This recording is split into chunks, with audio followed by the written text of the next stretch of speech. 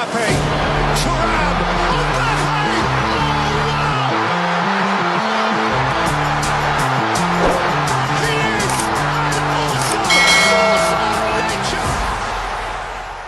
ሎስ ብላንኮስ የአውሮፓ መድረክ ንጉስ ያኔ በ1986 ኢሮፓ ካፕ በሚል ስያሜ ሲጠራ የነበረው የዛሬው የአውሮፓ ሊግ የዋንጫ ፉክክር ሲደረግ ነጭ ለባሾቹ የጀርመኑን ኢንትራ ፍራንክፈርትን ሲያስተናግዱ ወደ ጀርመን አቅንተው 2-0 ተሸንፈው ተመለሱ።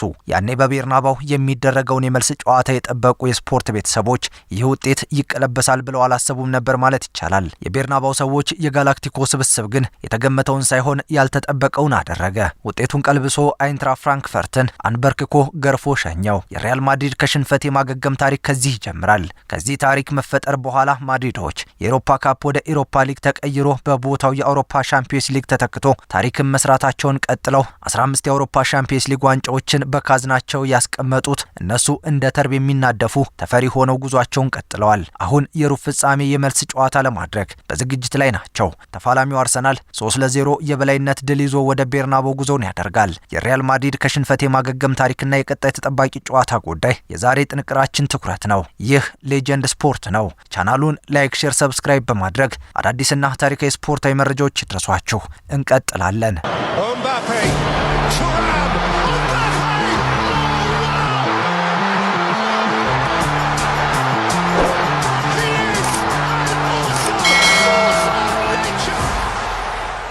ሪያል ማድሪዶች የትላንት ታሪካቸው ደማቅ ነው። በተለይም ባለፉት 24 ዓመታት ይህ ማለት ለሩብ ክፍለ ዘመናት የተቃረበን ያክል ጊዜ በአውሮፓ መድረክ እንደ አሳ ነባሪ ያክል ገዝፈው ይታያሉ። የማይቻል የሚመስለውን ችለው አሳይተዋል። ማንም ያላሳካውን ጉዞ አሳክተው አሳይተዋል። እነርሱ 15 ጊዜ የአውሮፓ ሻምፒዮንስ ሊግ ዋንጫን አሳክተው ንግስናቸውን ሲያጸኑ አሁን ላይ ግን አጣብቂኝ ውስጥ ገብተዋል። የአውሮፓ መድረክ ሊቨርፑል ኤሲ ሚላንን በቱርክ ኢስታንቡል፣ ባርሰሎና ፒኤስጂን በኑ ካምፕ፣ ሪያል ማድሪድ ማንቸስተር ሲቲን በቤርናባው፣ ባርሰሎና ማንቸስተር ዩናይትድን በኑ ካምፕ ውጤት ቀልብሰው የማይቻል የሚመስለውን ገድል ፈጽመው አሳይተዋል። ለዛሬ ትኩረታችን የሪያል ማድሪድ አጸፋዊ ምት በመሆኑ ትኩረታችንን ሁሉ እዚያ ላይ እናደርጋለን። እንቀጥላለን። ባለፉት 24 ዓመታት ሪያል ማድሪድ ከሁሉም ክለቦች በበለጠ ሁኔታ ከመመራት ተነስቶ ያሸነፈ ባለ ክብረ ወሰን ቡድን ነው። በቻምፒዮንስ ሊጉ 10 ጊዜ ከመመራት ተነስቶ ውጤትን ቀልብሶ ወደ ቀጣዮቹ ዙሮች ያለፈበት ታሪክ ለእርሱ ደማቅ ገድል ህያው ታሪኩ ነው። ይህ ዜና ለመድፈኞቹ ጉልበት የሚያርድ ቢሆንም እንኳን አሁን ባላቸው ቁመና በቀላሉ እጃቸውን ይሰጣሉ ተብሎ አይጠበቅምና ማድሪድ ትላንት በመጣበት መንገድ ይሄዳል ለማለት ይቸግራል። የትላንት ታሪክ ግን ለማድሪዶች አይደለ ይመስላል። አርሰናል በጣት የሚቆጠሩ ጥቂት ጊዜያትን ብቻ መሰል ታሪክ ያለው ሲሆን ንጽጽሩ የምንጭና የውቅያኖስ ያክል እንደሆነ ቁጥራዊ መረጃዎች ያሳያሉ።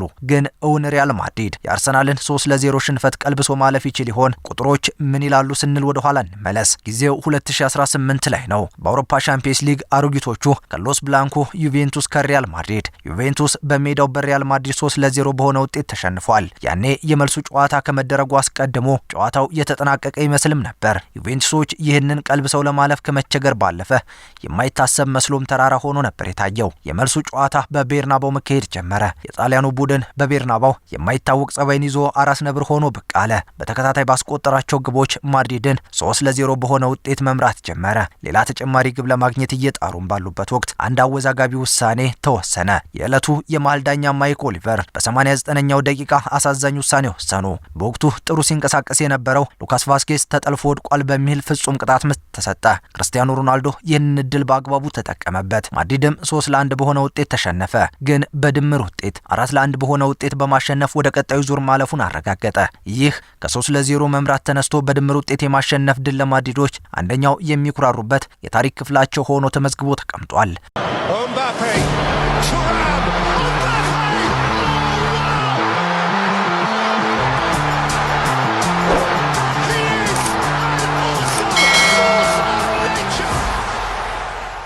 በ2017 የውድድር ዓመት ላይ በዚህ የሩብ ፍጻሜ ፍልሚያ ባቫሪያኑ ማድሪድን ጥለው እንደሚያልፉ ብዙዎች አምነው ተቀብለውም ነበር። በአሊያንዝ አሬና በነበረ የመጀመሪያ ዙር ጨዋታ ላይ ባየር ሚኒኮች 2-1 በሆነ ውጤት አሸነፉ።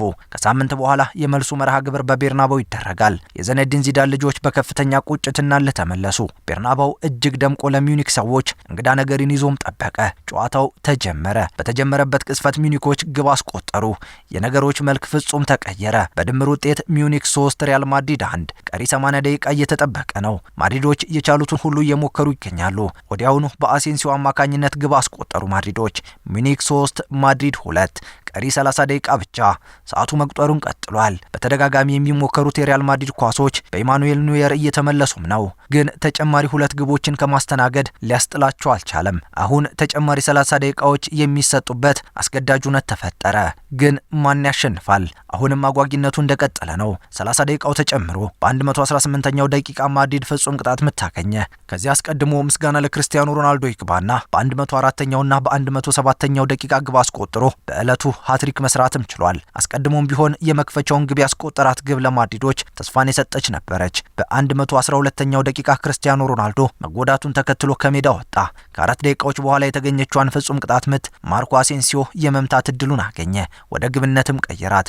ሰርጂዮ ራሞስ በራሱ መረብ ላይ ያስቆጠራት ግብ ዕዳ ሆናበት የነበረው ማድሪድ የዛሬው ካታላን የያኔው ባቫሪያን ሌዋንዶውስኪ የጨመራት ሌላ ተጨማሪ ግብ ለሚዩኒክ ተስፋ የሰጠች ነበረች። ቢሆንም ግን እድል ይባል ሌላ ማድሪድ በሜዳው 4-2 በማሸነፍ ሩብ ፍጻሜውን የተቀላቀለበትን ደማቅ ድል በገዛ እጁ ጻፈ።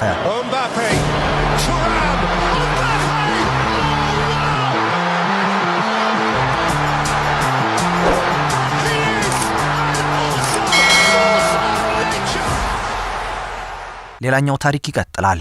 በፈረንጆቹ ዓመት 2023 ሊቨርፑል ከሪያል ማድሪድ። ሊቨርፑሎች ያለፉትን ዓመታት በአውሮፓ መድረክ ደምቀው አሳልፈዋል። በ2023 ግን የማይድን ቁስል ተሸክመው እንዲኖሩ ያስገደዳቸው አጋጣሚን አሳለፉ።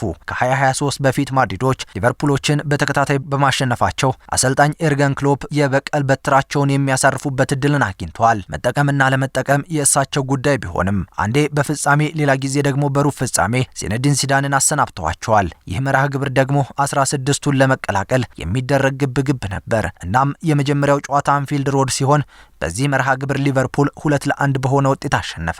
ያኔ የሳዲዮ ማኔና የሞ ሳላህ እንዲሁም ደግሞ የሮቤርቶ ፌርሚኒዮ ጥምረት ጫፍ በነካበት ወቅት ሊቨርፑል ማድሪድን የሚበቀልበት ጊዜ አሁን ነው ተባለ። ዩኤል ማቲፕና ጆርጂኒዮ ዋይናልደም 2 የተከላካይ መስመር ተጫዋቾች ግብ አስቆጠሩ። ሉካስ ቫስኬዝ የማድሪድን ማስተዛዘኛ ጎል ከሜዳ ውጪ መጽናኛ ትሆናቸው ዘንድ አበረከተ። ይሄ ለሎስ ብላንኮቹ መልካም ባይሆንም ከሜዳው ውጪ አንድ ግብ ይዞ መመለስ ደግሞ ሌላ የሚጽናኑበት መንገድ ነበር። ከ2 ዓመታት በፊት ሰርጂዮ ራሞስ በመሐመድ ሳላ ላይ የሰራውን ግፍ እያስታወሱ የተጫወቱት ሊቨርፑሎች ማድሪድን ለመበቀል ቀሪ 90 ደቂቃዎች ቀሩ። በዚያን ዓመት የአውሮፓ ሻምፒዮኖቹ እነርሱ ስለነበሩ የልብ ልብ ተሰምቷቸው ነበር። የመልስ ጨዋታው በቤርናባው ቀጠለ። የጨዋታው ጅማሮ ላይ ነበር ማድሪድ በሮድሪጎ አማካኝነት የመክፈቻውን አካውንት የከፈተው። ሮድሪጎ ከቤንዜማ መውጣት በኋላ ወሳኝ ተጫዋች መሆኑን እያሳየም ነበር። በወቅቱ ቪኒ ጁኒየር በቤርናባው ደምቆ መታየት የጀመረበትም ወቅት የማድሪዱ ብርቱ ሰው ሉካ ሞድሪች ሌላ ግብ ሲጨምር የሂሳቡ መጠን በአንድ ጎል ጨምሮ ወደ 2-0 አደገ።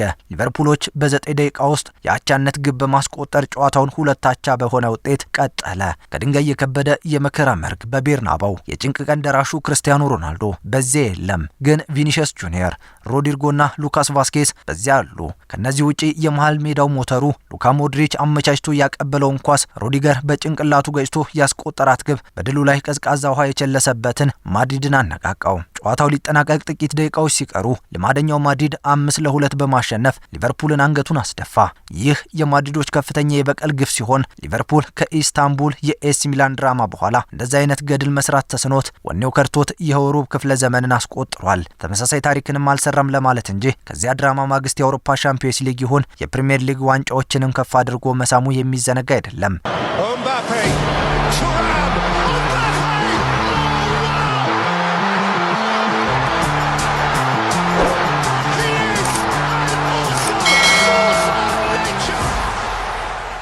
አሁንም ስንቀጥል በዚህ የውድድር ዓመት በተካሄደው የሲቲና የማድሪድ የጥሎ ማለፍ ፍልሚያ ድምር ውጤት ማንቸስተር ሲቲ 2 ሪያል ማድሪድ 3። በእርግጥ የዚህ የውድድር ዓመት የፔፕ ጋርዲዮላ ማንቸስተር ሲቲ ጥሩ ቁመና ላይ እንዳልሆነ ግልጽ ነው። ያም ሆኖ ግን ሪያል ማድሪድን በጥሎ ማለፍ ፈትኖ እንደነበር ግልጽ ነው። ምንም እንኳን ማድሪዶች በደርሶ መልስ መርሃ ግብር አሸናፊ ቢሆኑም የሄዱበት መንገድ ግን ቀላል ነበር ማለት አይቻልም። አልነበረምም።